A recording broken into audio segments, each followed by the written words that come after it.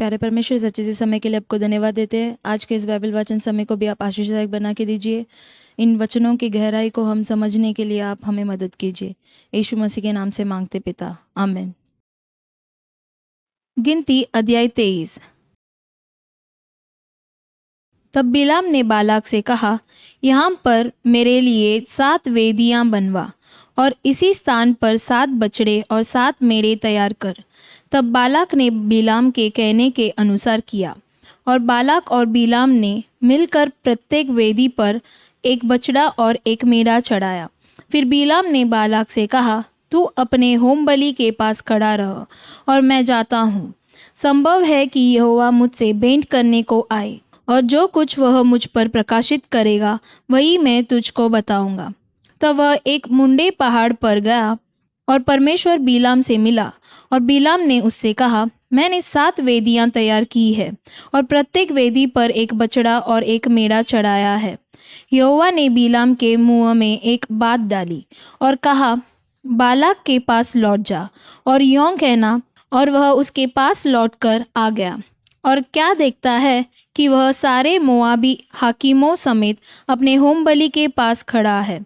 तब बिलाम ने अपनी गूढ़ बात आरंभ की और कहने लगा, बालाक ने मुझे अराम से अर्थात मोआब के राजा ने मुझे पूरब के पहाड़ों से बुलवा भेजा।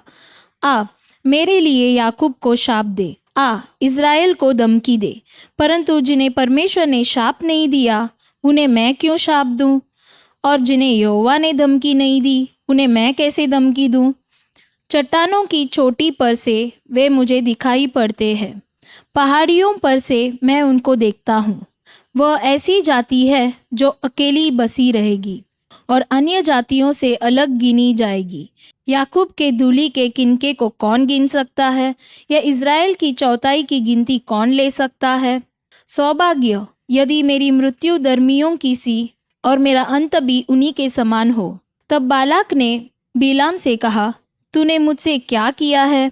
मैंने तुझे अपने शत्रुओं को शाप देने को बुलवाया था, परंतु तूने उन्हें आशीष ही आशीष दी है। उसने कहा, जो बात यहोवा ने मुझे सिखलाई, क्या मुझे उसी को सावधानी से बोलना न चाहिए? बालाक ने उससे कहा, मेरे संग दूसरे स्थान पर चल, जहाँ से वे तुझे दिखाई देंगे। तू उन सबों को तो नहीं, केवल बाहर वालों को देख सकेगा। वहाँ से उन्हें मेरे लिए शाप दे। तब वह उसको सोपीम नामक मैदान में पिसगा के सिरे पर ले गया और वहाँ 7 वेदियां बनवा कर प्रत्येक पर एक बछड़ा और एक मेढ़ा चढ़ाया।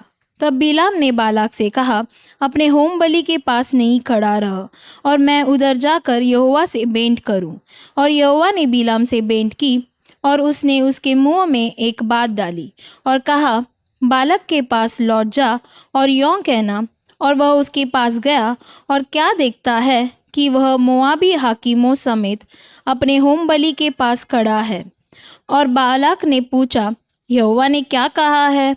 तब बिलाम ने अपनी गूढ़ बात आरंभ की और कहने लगा, हे बालाक, मन लगा कर सुन। हे सिप्पोर के पुत्र, मेरी बात पर कान लगा। ईश्वर मनुष्य नहीं कि झूठ बोले, और न वह आदमी है कि अपनी इच्छा बदले। क्या जो कुछ उसने कहा उसे न करे? क्या वह वचन देकर उसे पूरा न करे? देख, आशीर्वाद ही देने की आज्ञा मैंने पाई है। वह आशीष दे चुका है और मैं उसे नहीं पलट सकता। उसने याकूब में अनर्थ नहीं पाया और न इज़राइल में अन्याय देखा है। उसका परमेश्वर यहोवा उसके संग है और उनमें राजा की सी ललकार होती है। उनको मिस्र में से ईश्वर ही निकाले लिए आ रहा है। वह तो बनाएले सांड के समान बल रखता है। निश्चय कोई मंत्र याकूब पर नहीं चल सकता और इज़राइल पर बावी कहना कोई अर्थ नहीं रखता। परंतु याकूब और इज़राइल के विषय में अब यह कहा जाएगा कि ईश्वर ने क्या ही विचित्र काम किया है। सुन, वह दल सिंहनी के समान उठेगा और सिंह के समान खड़ा होगा। वह जब तक अहेर को न खा ले और मरे हुओं के लहू को न पी ले, तब तक न लेटेगा। तब बालाक ने बिलाम से कहा, उनको न तो शाप देना और न आशीष देना। बिलाम ने बालाक से कहा, क्या मैंने तुझसे नहीं कहा कि जो कुछ यहोवा मुझसे कहेगा वही मुझे करना पड़ेगा? बालाक ने बिलाम से कहा, चल मैं तुझको एक और स्थान पर ले चलता हूँ। संभव है कि परमेश्वर की इच्छा हो कि तू वहाँ से उन्हें मेरे लिए शाप दे। तब बालाक बिलाम को पोर के सिरे पर, जहाँ से यशीमोन देश दिखाई देता है, ले गया। और बिलाम ने बालाक से कहा, यहाँ पर मेरे लिए 7 वेदियाँ बनवा और यहाँ 7 बछड़े और 7 मेढ़े तैयार कर। बिलाम के कहने के अनुसार बालाक ने प्रत्येक वेदी पर एक बछड़ा और एक मेढ़ा चढ़ाया। आमीन। प्रेरितों के काम अध्याय 2। जब पिन्तेकुस्त का दिन आया तो वे सब एक जगह इकट्ठे थे। एकाएक आकाश से बड़ी आंधी की सी सनसनाहट का शब्द हुआ और उससे सारा घर जहाँ वे बैठे थे गूंज गया, और उन्हें आग की सी जीभें फटती हुई दिखाई दी और उनमें से हर एक पर आ ठहरी।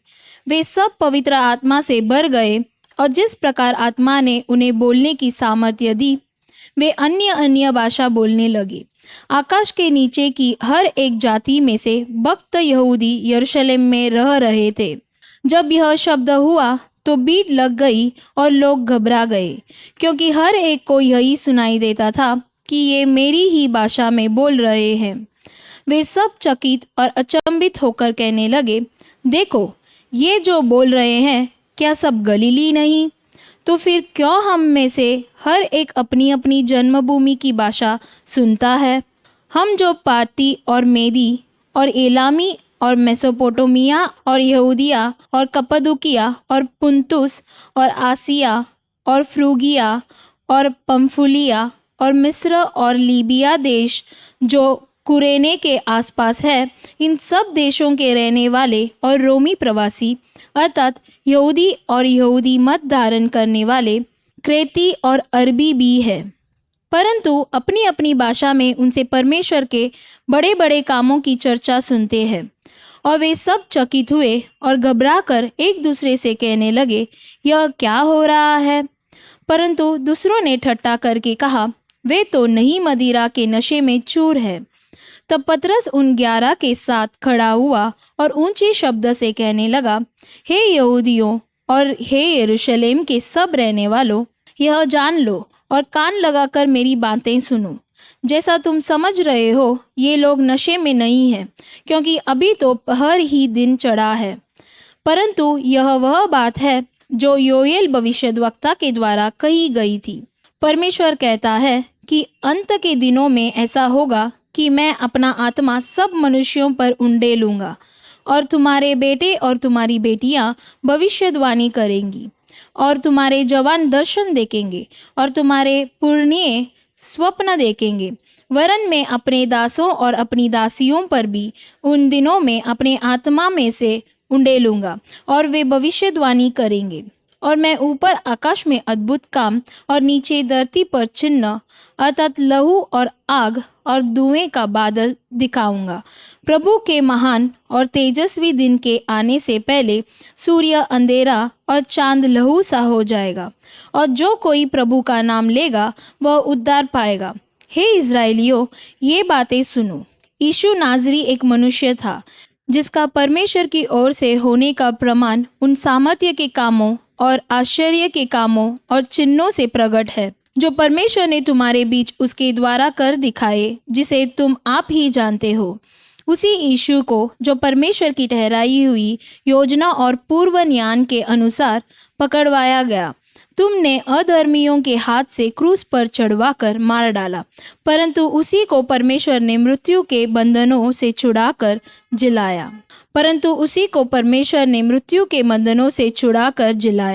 क्योंकि यह अनहोना था कि वह उसके वश में रहता, क्योंकि दाऊद उसके विषय में कहता है, मैं प्रभु को सर्वदा अपने सामने देखता रहा, क्योंकि वह मेरी दाहिनी ओर है, ताकि मैं डिग न जाऊं। इसी कारण मेरा मन आनंदित हुआ और मेरी जीभ मगन हुई, वरन मेरा शरीर भी आशा में बना रहेगा, क्योंकि तू मेरे प्राणों को अधोलोक में न छोड़ेगा और न अपने पवित्र जन को सड़ने ही देगा। तूने मुझे जीवन का मार्ग बताया है, तू मुझे अपने दर्शन के द्वारा आनंद से भर देगा। हे भाइयों, मैं कुलपति दाऊद के विषय में तुमसे साहस के साथ कह सकता हूँ कि वह तो मर गया और गाड़ा भी गया, और उसकी खबर आज तक हमारे यहाँ वर्तमान है। वह भविष्यद्वक्ता था। वह जानता था कि परमेश्वर ने मुझसे शपथ खाई है कि मैं तेरे वंश में से एक व्यक्ति को तेरे सिंहासन पर बैठाऊंगा। उसने होने वाली बात को पहले ही से देखकर मसीह के जी उठने के विषय में भविष्यवाणी की कि न तो उसका प्राण अधोलोक में छोड़ा गया और न उसकी देह सड़ने पाई। इसी यीशु को परमेश्वर ने जिलाया, जिसके हम सब गवाह हैं। इस प्रकार परमेश्वर के दाहिने हाथ से सर्वोच्च पद पाकर और पिता से वह पवित्र आत्मा प्राप्त करके जिसकी प्रतिज्ञा की गई थी, उसने यह उंडेल दिया है जो तुम देखते और सुनते हो। क्योंकि दाऊद तो स्वर्ग पर नहीं चढ़ा, परंतु वह आप कहता है, प्रभु ने मेरे प्रभु से कहा, मेरे दाहिने बैठ, जब तक कि मैं तेरे बैरियों को तेरे पांवों तले की चौकी न कर दूं। अतः अब इज़राइल का सारा घराना निश्चित रूप से जान ले कि परमेश्वर ने उसी यीशु को, जिसे तुमने क्रूस पर चढ़ाया, प्रभु भी ठहराया और मसीह भी। तब सुनने वालों के हृदय छिद गए और वे पतरस और शेष प्रेरितों से पूछने लगे, हे भाइयों, हम क्या करें? पतरस ने उनसे कहा, मन फिराओ और तुम में से हर एक अपने अपने पापों की क्षमा के लिए यीशु मसीह के नाम से बपतिस्मा ले, तो तुम पवित्र आत्मा का दान पाओगे। क्योंकि यह प्रतिज्ञा तुम और तुम्हारी संतानों और उन सब दूर दूर के लोगों के लिए भी है, जिनको प्रभु हमारा परमेश्वर अपने पास बुलाएगा। उसने बहुत और बातों से भी गवाही दे देकर समझाया कि अपने आप को इस टेढ़ी जाति से बचाओ। अतः जिन्होंने उसका वचन ग्रहण किया, उन्होंने बपतिस्मा लिया और उसी दिन 3000 मनुष्यों के लगभग उनमें मिल गए। और वे प्रेरितों से शिक्षा पाने और संगति रखने और रोटी तोड़ने और प्रार्थना करने में लौलीन रहे। और सब लोगों पर भय छा गया और बहुत से अद्भुत काम और चिन्ह प्रेरितों के द्वारा प्रकट होते थे। और सब विश्वास करने वाले इकट्ठे रहते थे और उनकी सब वस्तुएं साझे में थीं। वे अपनी अपनी संपत्ति और सामान बेच बेच कर जैसी जिसकी आवश्यकता होती थी बांट दिया करते थे। वे प्रतिदिन एक मन होकर मंदिर में इकट्ठे होते थे और घर घर रोटी तोड़ते हुए आनंद और मन की सीधाई से भोजन किया करते थे और परमेश्वर की स्तुति करते थे। और सब लोग उनसे प्रसन्न थे और जो उधार पाते थे उनको प्रभु प्रतिदिन उनमें मिला देता था। आमीन। नीति वचन अध्याय 12। जो शिक्षा पाने से प्रीति रखता है वह ज्ञान से प्रीति रखता है, परंतु जो डांट से बैर रखता वह पशु सरीका है। भले मनुष्य से तो यहोवा प्रसन्न होता है, परंतु बुरी युक्ति करने वाले को वह दोषी ठहराता है। कोई मनुष्य दुष्टता के कारण स्थिर नहीं होता, परंतु धर्मियों की जड़ उखड़ने की नहीं। भली स्त्री अपने पति का मुकुट है, परंतु जो लज्जा के काम करती वह मानो उसकी हड्डियों के सड़ने का कारण होती है। धर्मियों की कल्पनाएं न्याय ही की होती है, परंतु दुष्टों की युक्तियां छल की है। दुष्टों की बातचीत हत्या करने के लिए गात लगाने के विषय में होती है, परंतु सीधे लोग अपने मुंह की बात के द्वारा छुड़ाने वाले होते हैं। जब दुष्ट लोग उल्टे जाते हैं तब वे रहते ही नहीं, परंतु धर्मियों का घर स्थिर रहता है। मनुष्य की बुद्धि के अनुसार उसकी प्रशंसा होती है, परंतु कुटिल तुच्छ जाना जाता है। जो रोटी की आस लगाए रहता है और बड़ाई मारता है, उससे दास रखने वाला छोटा मनुष्य भी उत्तम है। धर्मी अपने पशु के भी प्राण की सुधि रखता है, परंतु दुष्टों की दया भी निर्दयता है।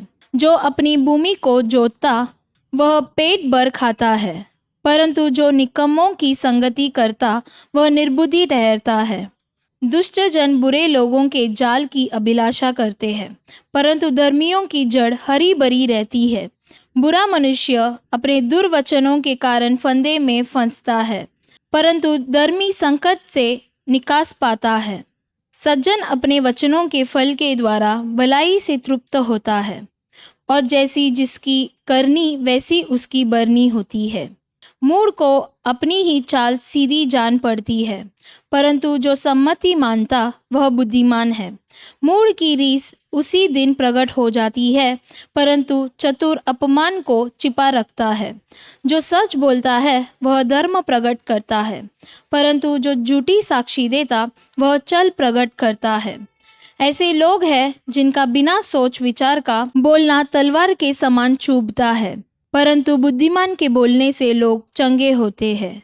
सच्चाई सदा बनी रहेगी, परंतु झूठ पल ही भर का होता है।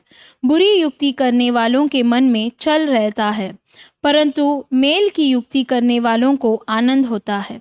धर्मी को हानि नहीं होती, परंतु दुष्ट लोग सारी विपत्ति में डूब जाते हैं। झूठों से यहोवा को घृणा आती है, परंतु जो विश्वास से काम करते हैं उनसे वह प्रसन्न होता है। चतुर मनुष्य ज्ञान को प्रकट नहीं करता है, परंतु मूढ़ अपने मन की मूढ़ता ऊंचे शब्द से प्रचार करता है। कामकाजी लोग प्रभुता करते हैं, परंतु आलसी बेगार में पकड़े जाते हैं। उदास मन दब जाता है, परंतु भली बात से वह आनंदित होता है। धर्मी अपने पड़ोसी की अगुवाई करता है, परंतु दुष्ट लोग अपनी ही चाल के कारण भटक जाते हैं। आलसी हहेर का पीछा नहीं करता, परंतु कामकाजी को अनमोल वस्तु मिलती है। धर्म के मार्ग में जीवन मिलता है और उसके पथ में मृत्यु का पता भी नहीं। आमीन।